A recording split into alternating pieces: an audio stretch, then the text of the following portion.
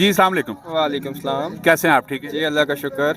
یہ روزانہ کی بیس پہ، روزانہ کی بنیاد پہ جی ٹی روڈ کو بلاک کیا جا رہا ہے، اور جو غیر سیاسی لوگ ہیں وہ بہت زیادہ ڈسٹرب ہوتے ہیں، فیملی ڈسٹرب ہوتی ہے، بچے ڈسٹرب ہوتے ہیں، مریض ڈسٹرب ہوتے ہیں.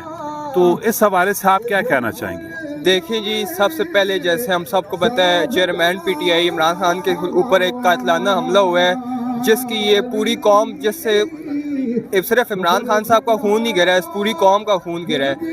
اور یہ ہم احتجاج تب تک کرتے رہیں گے جب تک ہمارے مطالبات پورے نہیں ہوتے، ان پہ ایف آئی آر نہیں ہوتی جن کا نام ہمارے چیئرمین صاحب نے دیا ہے.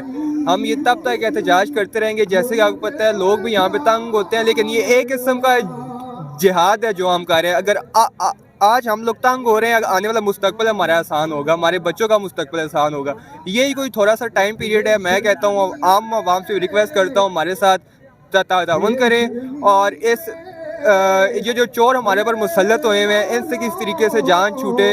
یہ احتجاج تب تک ریکارڈ ہوتا رہے گا جب تک ہمارے مطالبات پورے نہیں ہوتے.